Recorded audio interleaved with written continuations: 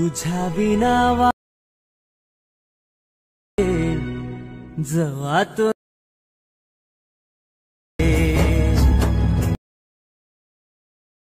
तो सखे तुझ्या बिना जवा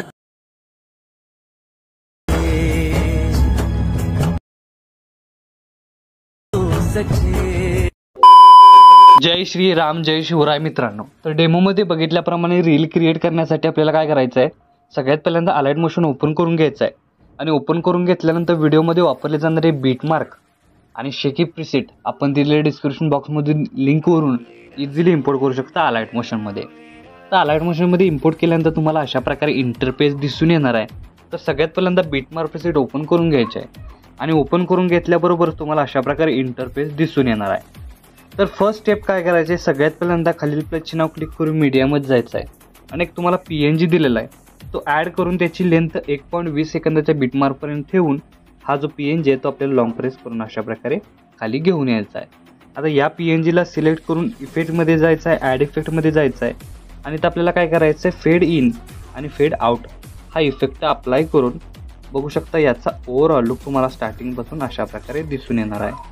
तर पहिलं ॲनिमेशन क्रिएट झाल्यानंतर आपण 1.20 पासून चालवणाऱ्या या ज्या ग्रुप लेअर आहेत त्यामध्ये तुमचा इमेज ॲड करण्यासाठी ग्रुप लेअर सिलेक्ट करून एडिट ग्रुपमध्ये यायचं आहे। स्टार्टिंगला येऊन खालील प्लसचे नाव क्लिक करून मीडियामध्ये जायचं आहे आणि तुमचा इमेज इथं ॲड करून हा इमेज काय करायचा, याची लेंथ इमेजची वाढवून अशा प्रकारे 4 नंबरला घेऊन यायचं आहे। 4 नंबरला घेऊन आल्यानंतर बघू शकता याची साईज जी कमी जास्त करून प्रॉपर असा इमेज सेट करून बॅक निघून यायचा आहे। बघू शकता याचा ओव्हरऑल लुक तुम्हाला अशा प्रकारे दिसून येणार आहे। तर अशाच प्रकारे सेकंड नंबरच्या ग्रुपलाही सिलेक्ट करून एडिट ग्रुपमध्ये यायचं आहे। स्टार्टिंगला येऊन तुमचा इमेज ॲड करून त्याची लेंथ वाढवून घ्यायची आहे आणि 4 नंबरला सेट करून याची साईज जास्त कमी जास्त करून अशा प्रकारे सेट करून बॅक निघून यायचं आहे। म्हणजे बघू शकता अशा प्रकारे ओव्हरऑल लुक तुम्हाला दिसून येईल। थर्ड नंबरला अशाच प्रकारे तुमचा इमेज लेअर ॲड करून प्रॉपर त्याची लेंथ वाढवून 4 नंबरला घेऊन यायचं आहे आणि या शेपमध्ये प्रॉपर असा सेट करायचा आहे। सेट केल्यानंतर बघू शकता अशा प्रकारे ओव्हरऑल लुक दिसून येणार आहे आणि 4 नंबरला अशाच प्रकारे प्रॉपर असं इमेज सेट करून 4 नंबरला घेऊन इथं अशा प्रकारे सेट करायचे आहेत। आता हे इमेज मी तर डेमोसाठी यूज केलेलं आहे, इथं तुम्ही स्वतःची इमेज यूज करून हा स्टेटस आहे तो इझिली क्रिएट करू शकता।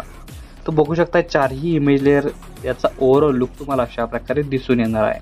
तर आपलं सेकंड ॲनिमेशन इथं प्रॉपर झालेलं आहे। आता थर्ड ॲनिमेशनसाठी 11.21 या सेकंदाच्या बीटमार्कवर येऊन खालील प्लसचे नाव क्लिक करून मीडियामध्ये जायचं आहे आणि या प्रत्येक बीटमार्कला तुमचा एक इमेज अशा प्रकारे 3 इमेज काय करायचे, ॲड करून घ्यायचे आहेत। ॲड करून घेतल्यानंतर फुल स्क्रीन करण्यासाठी इमेज लेअर सिलेक्ट करून वरती 3 डॉटला क्लिक करून फिल कंपोजिशन एरिया या ऑप्शनला क्लिक करायचं। म्हणजे काय होणार आहे, एकाच क्लिकमध्ये आपला इमेज लेअर आहे तो फुल स्क्रीन होऊन जाणार आहे। तर अशा प्रकारे 3ही इमेज लेअर फुल स्क्रीन झाल्यानंतर परत इथून बॅक निघून शेकी प्रीसेट ओपन करून घ्यायचं आहे आणि ते हे तुम्हाला 2 इफेक्ट दिलेले आहेत। तर फर्स्ट इफेक्ट इथून आपल्याला काय करायचं आहे, कॉपी करून घ्यायचं आहे।